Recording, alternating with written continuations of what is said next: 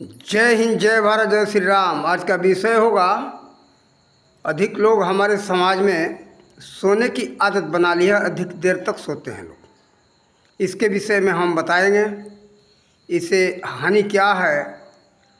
और आज लोग इस बातों को, सभी बातों को क्या कहते, ये वीआईपी कल्चर है, यानी अमीर लोगों की सभ्यता है। ये गंदा रहना, सोना, इधर बहुत सी बातें हैं। नग्न रहना और देवता देवी को न मानना, माता पिता को न मानना, किसी को न मानना। हम बड़े, हमारे से कोई बड़ा है नहीं। तो इसको लोग क्या कहते, वीआईपी कल्चर, यानी अमीर लोगों का सभ्यता, सभ्य लोगों का सभ्यता। इस बात को लोग लेकर के अपने को अभिमान में रहते हैं। बहुत सी बातें हैं जो कि सब कुछ केवल वीआईपी के नाम पर चल रहा है। दूसरे शब्दों में कहते मॉडर्न ज़माना, यानी मॉडर्न सभ्यता। मॉडर्न माने हिंदी में होगा आधुनिक सभ्यता, आधुनिक युग का सभ्यता, ये लोग समझ रहे हैं। आधुनिक का मतलब है कि आया ये धुनने के लिए, नहीं कुचलने के लिए, सबको कुचल रहा है, लेकिन समझते नहीं। देखो, आज सोने के विषय में ही हम थोड़ा बात बताएंगे। देखो, दोनों का क्या, कुछ भी अधिक हो तो, सीमा से कुछ भी अधिक हो तो नुकसानदायक, हानिकारक है। अधिक कोई सुंदर भी हो जाए तो बहुत बड़ा हानिकारक है। जैसे सीता को ही ले लो, सीता अति सुंदर हुई तो क्या वो महाभारत हुआ। इसी तरह से अधिक सोना, अधिक खाना, भोजन बिना कोई जीवित नहीं रह सकता, लेकिन वही अधिक भोजन करोगे तो मर जाओगे। सोने बिना भी तबीयत खराब हो जाएगा, लेकिन सोने का समय कितना होना चाहिए, 6 से 7 घंटे तक, तब व्यक्ति अच्छा स्वस्थ रह सकता है। नौजवान को, व्यक्ति को 6 से 7 घंटा तक ही सोना चाहिए। देखो, सोने से बहुत बड़ा हानि है। इस बातों को लोग समझते नहीं, कारण कि धर्म ग्रंथों को पढ़ते नहीं, इसलिए उस विषय में नहीं मालूम है। देखो, सबको श्वास मिला है गिनती करके। 1 मिनट में आपका श्वास चलता है 21,600 बार। गिन करके देख लेना, 1 मिनट में 15 बार श्वास चलता है। अब ये है कि आप जो बैठे हो, बैठे हुए समय में आपका श्वास चल रहा है 1 मिनट में 15 बार, लेकिन सोते समय में उसका गति हो जाता है 1 मिनट में 100 बार, 65 बार, यदि बढ़ता ही जाता है। इस तरह से अलग अलग कार्य का अलग समय है। तो सोते समय में 100 गति हो जाती, यानी भूल रहा है, एक बात छूट रहा है। यानी आप श्वास लेकर के जो छोड़ते हो तो श्वास का गति है आपका 12 अंगुल,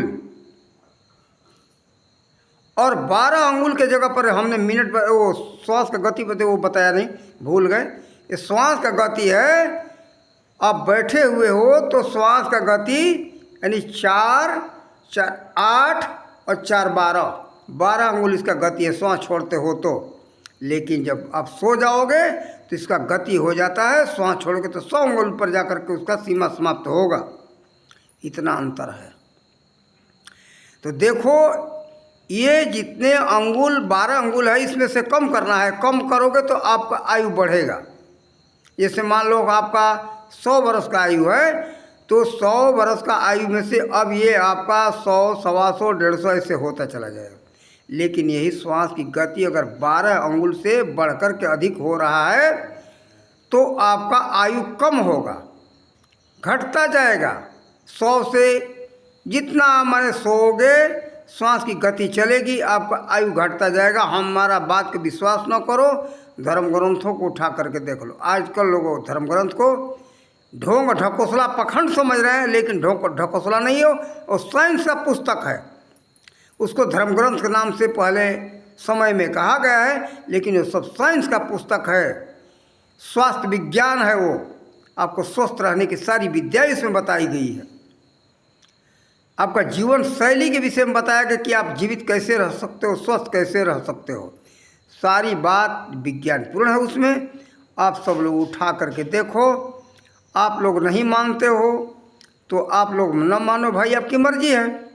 देखो, सुबह 4 बजे जगने का समय था, सोने का समय था 9 बजे। सुबह 4 बजे जग जाओ तो देखो सुबह में आपका वायुमंडल जो शांत होता है, शीतल होता है। बाहर निकलोगे आपको शीतल हवा अंदर जाएगा। आप कसरत करो, दौड़ करो तो आपका शरीर के अंदर से गंदा हवा यानी गर्म हवा बाहर निकल जाएगा। बाहर का स्वस्थ हवा अंदर जाएगा, शीतल हवा अंदर जाएगा।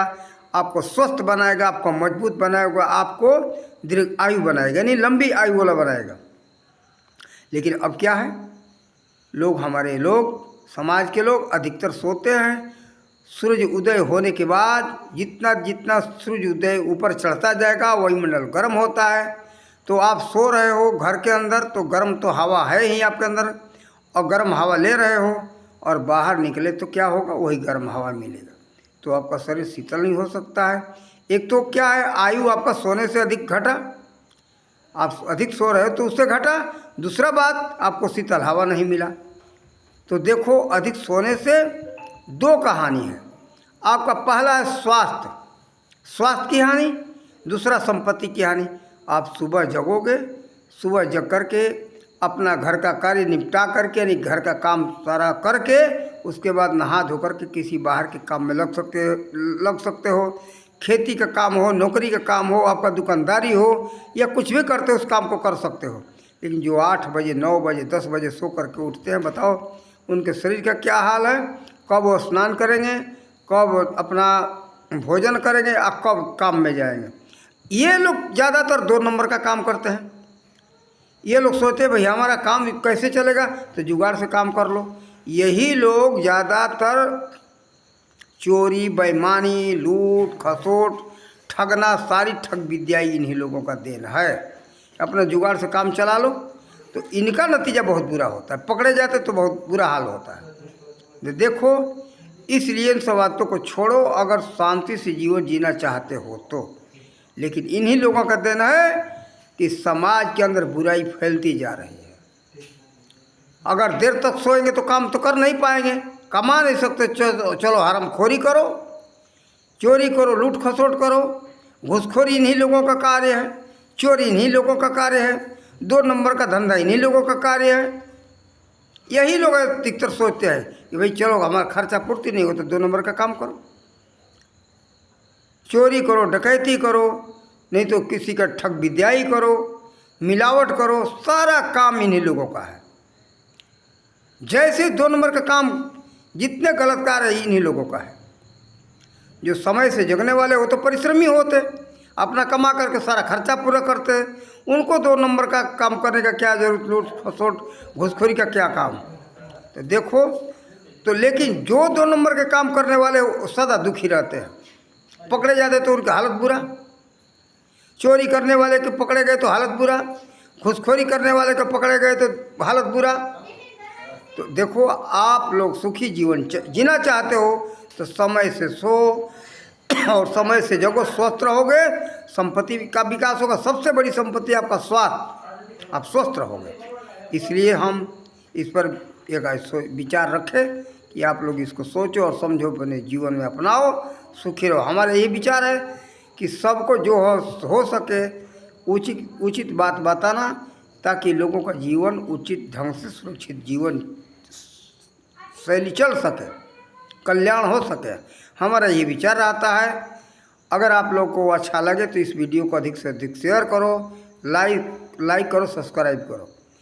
इन्हीं शब्दों के साथ वाणी का विराम देते। जय हिंद, जय भारत, जय श्री राम।